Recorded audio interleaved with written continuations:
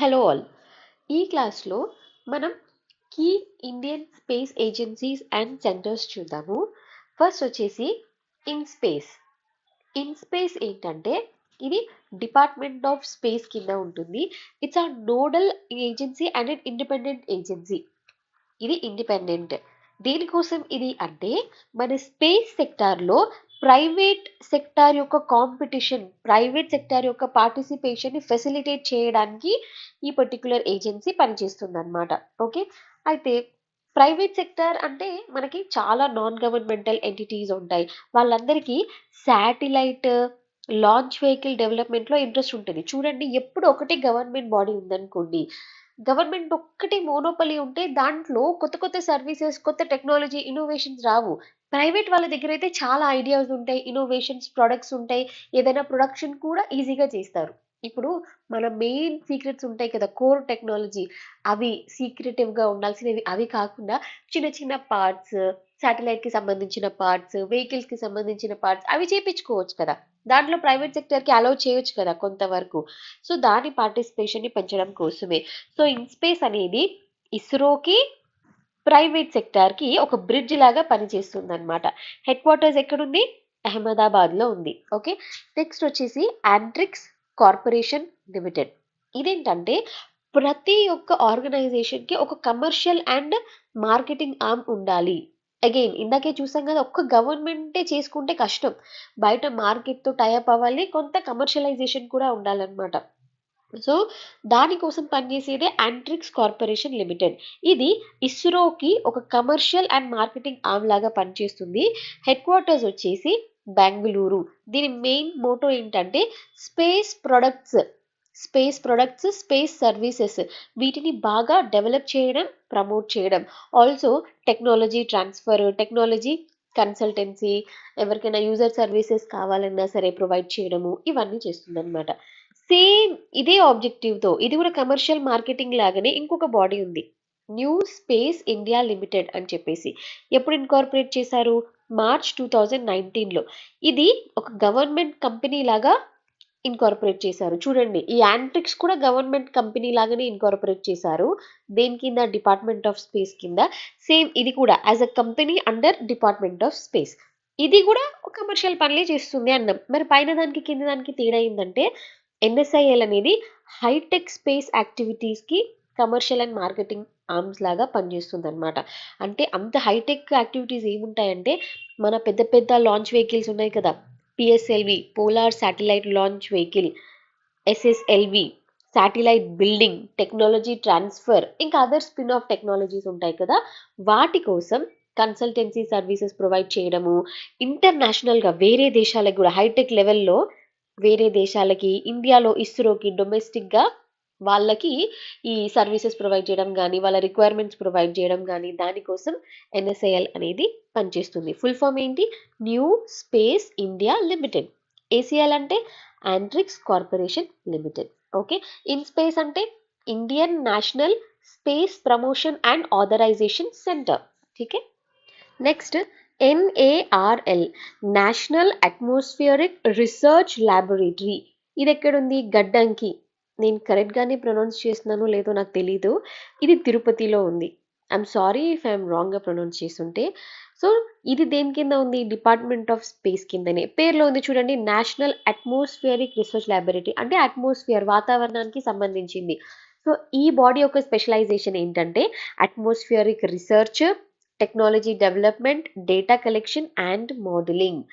ఇంకా వాటితో పాటు radar application, light detection and ranging, radio వేవ్స్తో రేంజింగ్, అయోనోస్పియరిక్ రీసెర్చ్, వెదర్ గురించి, క్లైమేట్ గురించి, స్పేస్ బార్న్ ఇన్స్ట్రుమెంట్స్ ఉంటాయి కదా, అంటే స్పేస్లో మనం లైట్ని డిటెక్ట్ చేయడానికి, మోడలింగ్ చేయడానికి, అనాలిసిస్ చేయడానికి కొన్ని పోలరీమీటర్ ఇలాంటి ఇన్స్ట్రుమెంట్స్ యూస్ చేస్తారనమాట.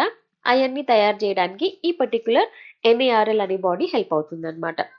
ఓకే, ఈ light detection and ranging, radar, ఇవేంటంటే ఇప్పుడు మనం లైట్ని కొంత డిస్టెన్స్ వరకు పంపించామనుకోండి, ఆ లైట్ ఎంత వరకు ట్రావెల్ చేసి మళ్ళీ బ్యాక్ వచ్చింది, ఆ రిఫ్లెక్షన్ బట్టి, ఆ టైం బట్టి ఆ ఆబ్జెక్ట్ ఎంత దూరంలో ఉంది అనేది కనుక్కుంటారనమాట.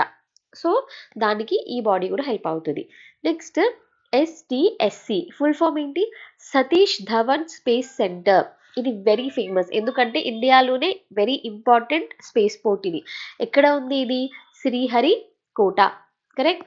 మనము ఒక లాంచ్ వెహికల్ కి థ్రస్ట్ ప్రొవైడ్ చేయడానికి solid propellant, liquid propellant, cryogenic propellant ఉంటుంది అని చూసాం కదా. ప్రొపల్షన్ సిస్టమ్స్ ఉంటాయి కదా ఒక వెహికల్ కి పుష్ ఇవ్వడానికి, థ్రస్ట్ ఇవ్వడానికి. లిక్విడ్ అండ్ క్రయోజెనిక్ అనేది బెంగళూరులో ఉన్న లిక్విడ్ ప్రొపల్షన్ సెంటర్ లో తయారవుతాయి. ఈ సాలిడ్ ప్రొపలెంట్ ఏమో ఇక్కడే తయారవుతుంది, ఇది సతీష్ ధవన్ స్పేస్ సెంటర్ లో. ఓకే.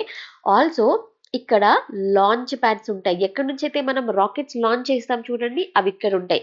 పిఎస్ఎల్వికి సపరేట్ లాంచ్ ప్యాడ్ ఉంటుంది, జిఎస్ఎల్వి ఇవి మన లాంచ్ వెహికల్స్ అన్నమాట. చాలా పెద్ద పెద్ద మిషన్స్ కి మనం యూస్ చేస్తాం వీటిని.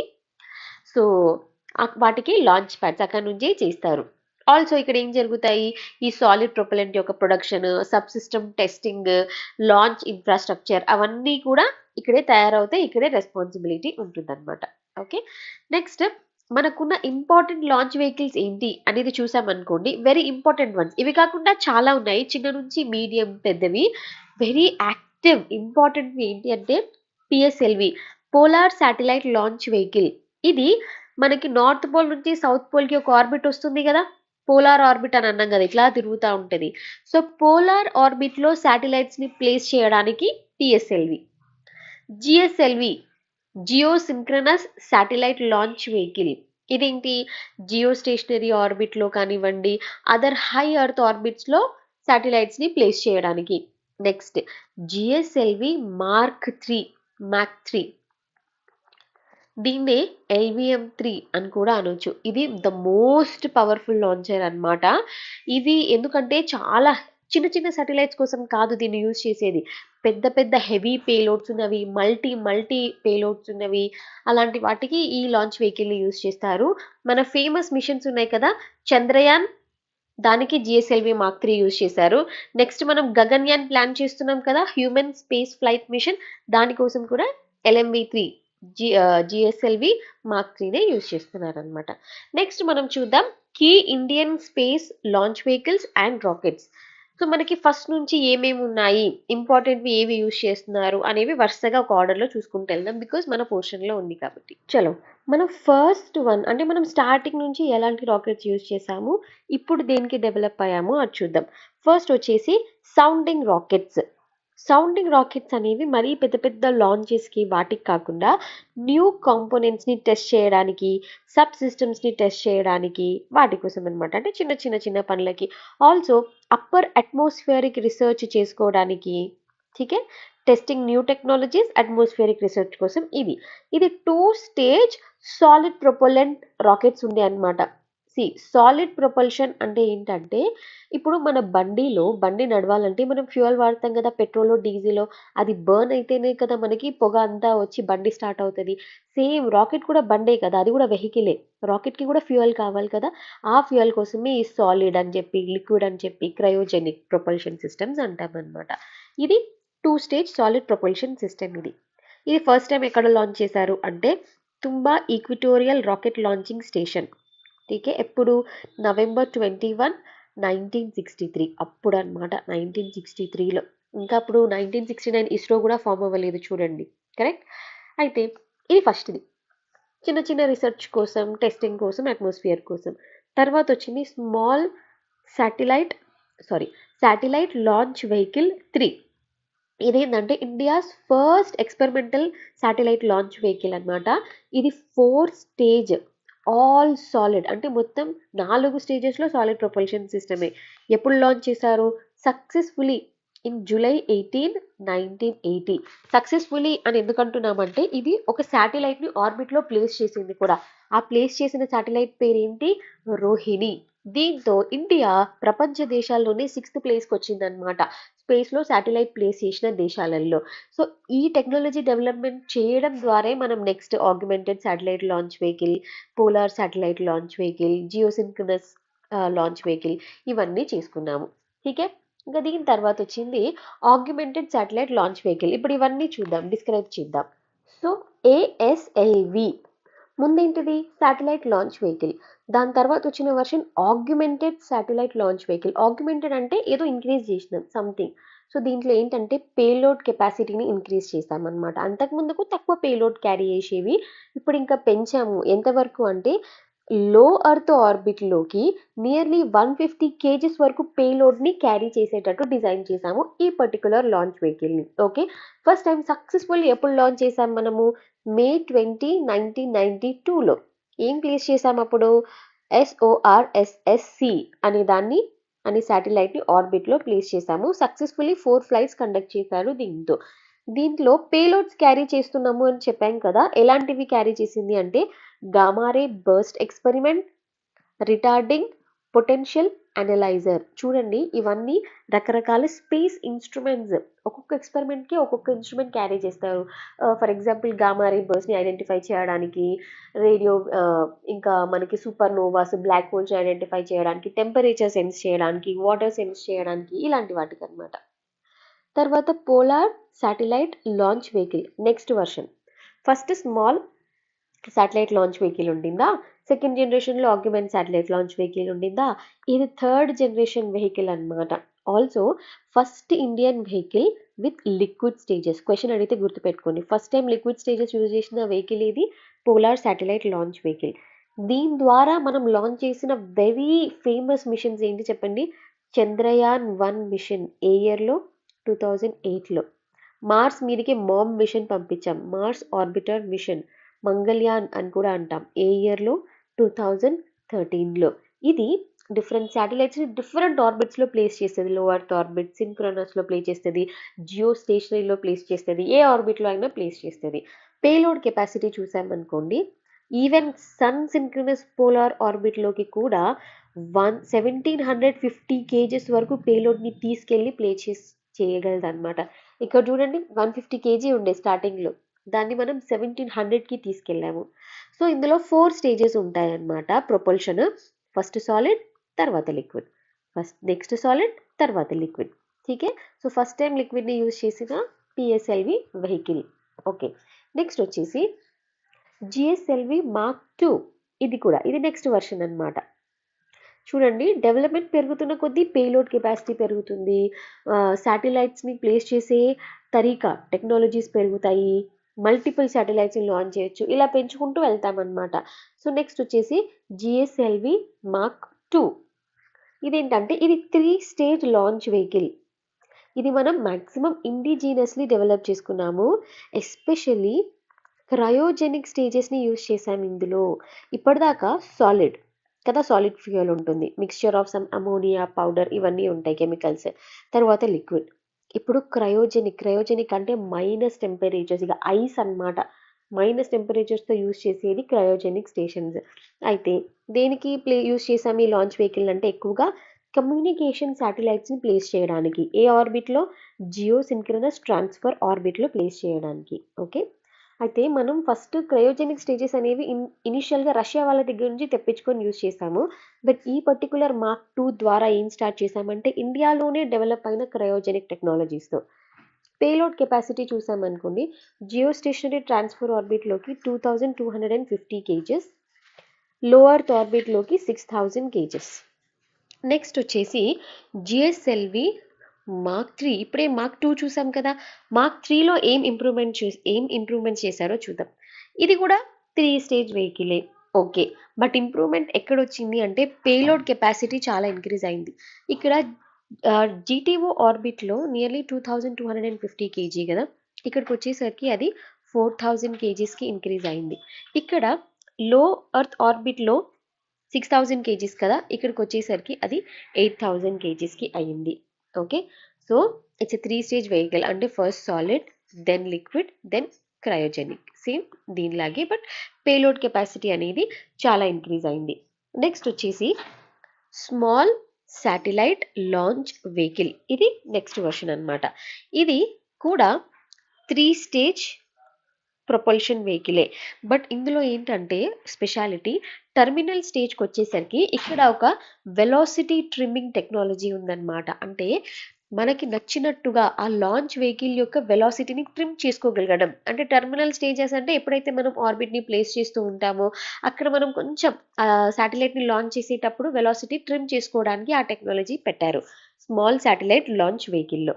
ఓకే, స్పెసిఫికేషన్స్ చూసామనుకోండి, డయామీటర్ జస్ట్ 2 మీటర్సే, 34 మీటర్స్ ఇన్ లెంగ్త్, 120 టన్స్ వరకు మాస్ని లిఫ్ట్ చేస్తుంది. ఓకే, ఇంకా చాలా తక్కువ కాస్ట్, తక్కువ ఫ్లెక్సిబిలిటీ, ఎక్కువ క్విక్ టర్న్ అరౌండ్. ఇంకొక బ్యూటిఫుల్ థింగ్ ఏంటంటే ఎస్ఎస్ఎల్వితో మల్టిపుల్ శాటిలైట్స్ని ఒకేసారి లాంచ్ చేయొచ్చు.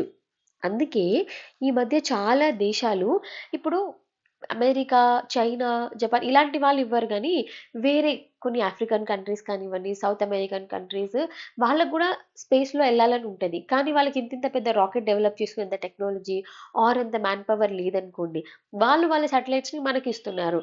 ఇండియా మీరు కొంచెం మాకు లాంచ్ చేసి పెట్టండి అని. అట్లా చాలా మల్టిపుల్ శాటిలైట్స్ని లాంచ్ చేస్తుంది అనమాట ఇండియా ఇప్పుడు. సో దీనివల్ల మనకి ఏమవుతుంది, ఒకటి స్పేస్ డిప్లొమసీలో చాలా మంచి పేరు, పెద్ద పేరు వస్తుంది ఇండియాకి. ఆల్సో మనకు డబ్బులు కూడా వస్తాయి కదా, ఎందుకంటే ఇండియన్ రూపీస్ అంటే చాలా చీప్ వేరే అదర్ కంట్రీస్కి. సో ఇండియన్స్కి ఇస్తారు. కొన్నిసార్లు ఈవెన్ పెద్ద దేశాలు కూడా ఇప్పుడు మనం డాలర్లలో పెట్టి చేసుడు కంటే ఇండియాకి ఇస్తే వాళ్ళు రూపీస్లో చేసి పెట్టేస్తారు, తక్కువలో అయిపోతుంది అని మనకి ఇస్తారనమాట. So successfully happening organisation ISRO అనేది. తర్వాత రీయూజబుల్ లాంచ్ వెహికల్, పేరులోనే ఉంది చూడండి. రీయూజబుల్ అంటే స్పేస్ క్రాఫ్ట్ కానివ్వండి, రాకెట్ కానివ్వండి, మళ్ళీ రికవర్ అయ్యి దాన్ని రీయూజ్ చేసామనుకోండి, అది రీయూజబుల్ లాంచ్ వెహికల్. సో ఇది ఇంకా బెస్ట్ కదా. ఇప్పుడు యూజువల్గా మనము ఒక రాకెట్ని పంపించేశాక అది శాటిలైట్ని ప్లేస్ చేసి తిరిగి ఓషన్లో వచ్చి పడిపోతుంది. మళ్ళీ భూమి మీద పడితే ఎక్కడో ఒక దగ్గర పేలుతుంది కదా. సో యూజువల్గా ఓషన్లో ఒక్కొక్క స్టేజ్గా వచ్చి సముద్రంలో పడుతుంది. అలా కాకుండా మళ్ళీ మనం రీయూజ్ చేసుకోగలిగితే ఇంకెంత బెస్ట్ చూడండి. ఎన్ని మిషన్స్ అంటే అన్ని మల్టిపుల్ మిషన్స్కి వాడుకోవచ్చు, కాస్ట్ ఎఫెక్టివ్ అవుతుంది, స్పేస్ ఎక్స్ప్లోరేషన్ అనేది యూజ్ అవుతుందన్నమాట. కరెక్ట్. సో ఇది ఇస్రో యొక్క కొత్త ఇనిషియేటివ్ అనమాట, మనం రీయూజబుల్ లాంచ్ వెహికల్స్ని డెవలప్ చేయాలి అని. వీళ్ళ ఐడియా ఏంటంటే ఫస్ట్ స్టేజ్ ఏదైతే ఉందో, ఫస్ట్ స్టేజ్ అయిన పనికరికి చేసుకుని దాంట్లో ఉన్న ఫ్యూయల్ అయిపోతుంది కదా, దాని పని అవ్వగానే ఫ్యూయల్ అయిపోగానే ఇమ్మీడియట్గా అది మిగతా రాకెట్తో డిటాచ్ అయిపోవాలి. అదే ఆటోమేటిక్గా డిటాచ్ అవ్వాలి. ఐరన్ మ్యాన్ సూట్ ఇట్లా డిటాచ్ అవుతుంది కదా, అట్లా డిటాచ్ అయిపోయి అది మళ్ళీ తిరిగి వచ్చి సేఫ్గా ల్యాండ్ అవ్వాలన్నమాట. దానికి ఒక ల్యాండింగ్ గేర్ పెట్టామనుకోండి, డిటాచ్ అయ్యి ల్యాండింగ్ గేర్ ఉంటే అది వచ్చి మళ్ళీ ల్యాండ్ అవుతే మళ్ళీ మనం దాన్ని మల్టిపుల్ మిషన్స్కి యూజ్ చేసుకోవచ్చు. సో దాని మీద కరెంట్లీ ఇస్రో అనేది వర్క్ చేస్తుంది. ఓకే, నెక్స్ట్ వచ్చేసి స్క్రామ్జెట్ ఇంజన్. స్క్రామ్జెట్ ఇంజన్ అంటే ఏంటంటే చూడండి, మనకు జస్ట్ మీనింగ్ తెలిస్తే చాలు, ఎందుకంటే మనది జనరల్ స్టడీస్ కాబట్టి. ఇప్పటిదాకా మనం ప్రొపల్షన్ సిస్టమ్స్లో ఏం పంపిస్తున్నాం, ఫ్యూయల్ పంపిస్తున్నాం, దాంతో పాటే ఆక్సిడైజర్ కూడా పంపిస్తామన్నమాట మనము. ఎందుకంటే ఆక్సిడైజర్ అంటే ఫ్యూయల్ని బర్న్ చేసి ఆ రాకెట్కి ఎనర్జీ ఇవ్వడానికి మనమే ఇన్బిల్ట్గా పంపిస్తున్నాము. బట్ ఇప్పుడు స్క్రామ్జెట్ ఇంజిన్లో ఏమవుతుంది తెలుసా, మనం ఫ్యూయల్గా ఏమి ఇస్తామంటే హైడ్రోజన్ ఇస్తాం. ఓకే, ఆక్సిడైజర్ ఏం ప్రొవైడ్ చేయం మనము. కానీ అదే ఇంజన్ గాలిలో అట్మాస్ఫియర్లో ఉన్న ఆక్సిజన్ ఉంటుంది కదా, ఆ ఆక్సిజన్ని తీసుకొని అదే ఆక్సిడైజర్ లాగా యూజ్ చేసుకునే టెక్నాలజీ అనమాట. అసలు ఇది ఇంకా ఎంత గ్రేట్ చూడండి. అదొక ఎయిర్ బ్రీదింగ్ ప్రొపల్షన్ సిస్టమ్ అని కూడా అంటారు. నిజమే కదా, మనం ఎట్లా ఎయిర్ బ్రీత్ చేసుకుని ఆక్సిజన్ తీసుకుంటున్నాం, అట్లా ఈ ఇంజన్ కూడా పనిచేస్తుంది అనమాట. సో దీని ఎక్స్పెరిమెంటల్ మిషన్ అనేది 2016 ఆగస్ట్లో కండక్ట్ చేశారు. ఓకే, సో దీని మెయిన్ ప్రిన్సిపల్ ఏంటి దీని వెనకాల అని ఎవరైనా అడిగారు అనుకోండి, దీన్ని మనం ర్యామ్ ఎఫెక్ట్ అంటాం. ర్యామ్ ఎఫెక్ట్ అంటే ఆ ఇన్కమింగ్ ఎయిర్, ఇప్పుడు రాకెట్ వెళ్తున్నప్పుడు ఊహించుకోండి, జీ అని ముందుకు వెళ్తున్నప్పుడు ఎదురుగా వచ్చే ఆపోజిట్ ఇన్కమింగ్ ఎయిర్ ఉంటుంది కదా, దాన్ని తీసుకొని అందులో ఉన్న ఆక్సిజన్ని ఆక్సిడైజర్గా వాడి ఇది ఇంకా థ్రస్ట్ తీసుకొని ముందుకు వెళ్ళిపోతుంది అనమాట. ఠీకే. అయితే మనం ఇప్పుడు స్క్రామ్జెట్ అని చూసాం కదా, దీంట్లో రెండు తేడాలు ఉంటాయి మళ్ళా. ర్యామ్జెట్ అని ఉంటుంది, స్క్రామ్జెట్ అని ఉంటుంది. రెండింటికి తేడా ఏంటంటే ర్యామ్జెట్స్ అనేవి మ్యాక్ 2 టెక్నాలజీ అనమాట. స్క్రామ్జెట్ అనేది మ్యాక్ 5 వరకు కూడా పనిచేస్తుంది. మళ్ళీ ఈ మ్యాక్ ఏంటి అంటే, మ్యాక్ 2 అంటే స్పీడ్ ఆఫ్ ది సౌండ్ ఎంత ఉంటుంది, స్పీడ్ ఆఫ్ ది సౌండ్ కంటే రెండింతలు ఇంకా ఫాస్ట్గా వెళ్తుంది అనుకోండి, దాన్ని Mach 2 speeds. Can you imagine, ఇప్పుడు నేను మాట్లాడితే నా సౌండ్ ఎంత ఫాస్ట్గా హాల్లోకి రీచ్ అవుతుంది, ఇంటి బయటకి రీచ్ అవుతుంది, అట్లా మనం మెజర్ చేస్తాం కదా. స్పీడ్ ఆఫ్ ది సౌండ్ మనకు తెలుసు కదా, some 380 metres per second if I'm not wrong. ఎప్పుడో చిన్నప్పుడు ఫిజిక్స్లో చదువుకున్నాం కదా. So speed of the sound ఎంతైతే ఉందో దానికంటే రెండింతలు ఎక్కువ. మళ్ళీ మ్యాక్ 5 ఈ హైపర్సోనిక్ అనమాట.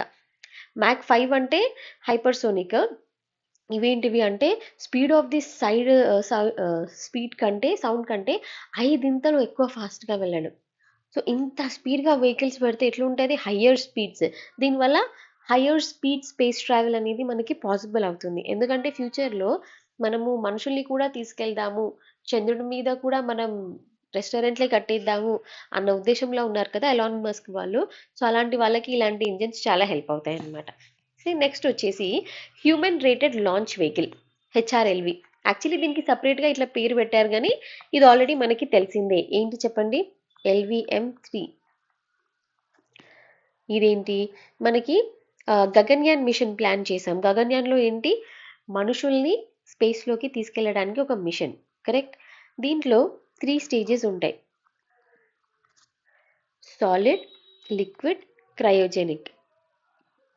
సో లాంచ్ వెహికల్ మార్క్ 3, దీనికే ఇంకొక పేరు హెచ్ఆర్ఎల్వి అని పెట్టుకున్నారు, హ్యూమన్ రేటెడ్ లాంచ్ వెహికల్. ఎందుకు మళ్ళీ పేరు పెట్టుకున్నారంటే హ్యూమన్, ఇది మన గగన్యాన్ మిషన్కి యూజ్ చేస్తున్నాం మనుషుల్ని తీసుకెళ్ళడానికి. ఓకే.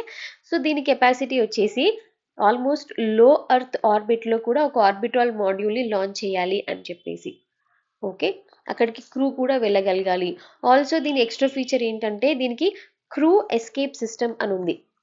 ప్యాడ్ అబార్ట్ టెస్ట్ అని కూడా ఒకటి రీసెంట్గా కండక్ట్ చేశారు. ఏంటంటే సడన్గా ఏదైనా ప్రాబ్లం వచ్చిందనుకోండి లాంచింగ్ అప్పుడు, కానీ లోపల ఏదైనా చిన్న టెక్నికల్ ఫెయిల్యూర్ వచ్చి ఆ క్రూ అంతా ఆటోమేటిక్గా ఎస్కేప్ అయిపోవడానికి అనమాట అలాంటి టెక్నాలజీ కూడా అమర్చారు. సో దట్ ప్రాపర్ సేఫ్టీని ఎన్ష్యూర్ చేసి మనం గగన్యాన్ మిషన్ని పంపించడానికి. సో దీని గురించి మనం ఆల్రెడీ చూసాం. 4 ఆస్ట్రోనాట్స్ని సెలెక్ట్ చేశారు ప్రధానమంత్రి మోదీ. 4 మెన్, వాళ్ళ పేర్లు చూడాలి. అండ్ వీళ్ళతో పాటు ఒక రోబోట్ కూడా వెళ్తుంది, వ్యోమమిత్ర. ఠీకే. ఇది మనకున్న లాంచ్ వెహికల్స్. ఫస్ట్ నుంచి ఏం యూజ్ చేసాం, ఇప్పుడు యాక్టివ్గా ఏం యూజ్ చేస్తున్నాం చూద్దాం. ఇంకా recent Indian satellite launches and there applications. దీంతో పాటు కంటిన్యూస్ వీడియో ఏంటంటే నెక్స్ట్ టాపిక్ ఇండియా యొక్క మిషన్స్, ఇస్రో యొక్క మిషన్స్ ఫస్ట్ నుంచి ఏం జరిగాయి, వాటి అప్లికేషన్స్ ఏంటి, ఇండియా యొక్క ఫ్యూచర్ మిషన్స్ ఏంటి, మనం ఫ్యూచర్లో ఏం ప్లాన్ చేసుకున్నాము, అవి కూడా చూస్తే మన ఫుల్ స్పేస్ టెక్నాలజీ అనేది అయిపోతుంది. కన్క్లూడ్ చేసే ముందు ఈ టాపిక్ని మనం ఫైనల్ టచ్ అప్ ఇద్దాం. చూడండి, ఫస్ట్ శాటిలైట్ మన ఇండియాది ఏంటి అంటే ఆర్యభట్ట. ఎప్పుడు లాంచ్ చేశారు దీన్ని? April 19th 1975. బట్ అప్పుడు మనం లాంచ్ చేసుకోలేదు, సోవియట్ యూనియన్ యొక్క హెల్ప్ అడిగాం. సోవియట్ యూనియన్ అంటే ఒకప్పటి రష్యా అండ్ కంబైనింగ్ కంట్రీస్ ఉన్నాయి కదా, వాళ్ళు ఈ ఆర్యభట్ట అనే శాటిలైట్ని లాంచ్ చేశారు. మనది బట్ వేరే వాళ్ళు లాంచ్ చేశారు. బట్ మనం లాంచ్ చేసిన ఫస్ట్ ఇండియన్ శాటిలైట్ ఏంటి అని అడిగారు అనుకోండి, సో ఇది మనకు గుర్తుండాలి. డిఫరెన్స్ ఉంది కదా, ఫస్ట్ శాటిలైట్ ఏంటి, ఫస్ట్ ఇండియన్ శాటిలైట్ ఏంటి, ఇది రోహిణి. ఇది ఎప్పుడు చేశారు? July 18th 1980. ఏం యూజ్ చేశారు? Satellite launch vehicle 3. ఓకే. తర్వాత మన శాటిలైట్ ప్రోగ్రామ్స్ ఏంటి అని అడిగారు అనుకోండి, INSAT system, India's national satellite system. దీనికోసం telecommunication, broadcasting, meteorology, disaster management, alerts, వీటి కోసం. IRS, ఇండియన్ రిమోట్ సెన్సింగ్, ఇది రిసోర్స్ మానిటరింగ్ కోసం. IRS-1A ఎప్పుడు లాంచ్ చేసాం ఫర్ ద ఫస్ట్ టైం? 1988లో. అడ్వాన్స్డ్ శాటిలైట్స్ ఏంటి అంటే రీసాట్-1 2012లో, రేడియో ఇమేజింగ్ సంథింగ్ దాని రిలేటెడ్. తర్వాత సరల్ 2013. ఇది నాట్ ఎక్స్క్లూజివ్లీ ఇండియా మిషన్, ఇది Indo French mission. India and France కలిసి చేశారు. దేనికోసం అంటే ఓషియానిక్ సర్క్యులేషన్ కోసం, సీ సర్ఫేస్ ఎలివేషన్. ఠీకే, కంప్లీట్లీ ఓషియానిక్ డేటా కోసం సరల్ అనేది తీసుకొచ్చారు. ఠీకే. యాక్చువల్గా ఫుల్ ఫామ్ ఏంటంటే satellite with Argos and AltiKa full form వచ్చేసి, but it's for oceanic circulation. తర్వాత రాకెట్స్ గురించి తెలిసింది. PSLV అనేది పోలార్ ఆర్బిట్ కోసం, GSLV అండ్ GSLV Mark 3 అనేది geostationary orbits and heavier payloads కోసం. తర్వాత మన ఎక్స్ప్లోరేషన్ మిషన్స్ అంటే ఏంటి చెప్పండి? చంద్రయాన్-1, చంద్రయాన్-2, మనం రీసెంట్లీ చంద్రయాన్-3 సక్సెస్ఫుల్ మిషన్ కూడా చూసాము. తర్వాత మార్స్ ఆర్బిటర్ మిషన్ 2013. ఇది దేనికోసం? మార్స్ని ఎక్స్ప్లోర్ చేయడం కోసం. ఫ్యూచర్లో ఏంటి, మనం ఇంకా గగన్యాన్ చేయలేదు, బట్ గగన్యాన్ వచ్చేసి మన హ్యూమన్ స్పేస్ ప్రోగ్రామ్. సో దీంతో మనం ఇది కంక్లూడ్ చేద్దాము. నెక్స్ట్ క్లాస్లో కంప్లీట్లీ ఇస్రో యొక్క మిషన్స్, ఇండియా యొక్క స్పేస్ మిషన్స్ ఫస్ట్ నుంచి ఏం చేశాము, వాటి అప్లికేషన్స్ ఏంటి, ఫ్యూచర్లో ఉన్న ఇండియా మిషన్స్ ఏంటి, అవన్నీ చూద్దాం. Okay, thank you.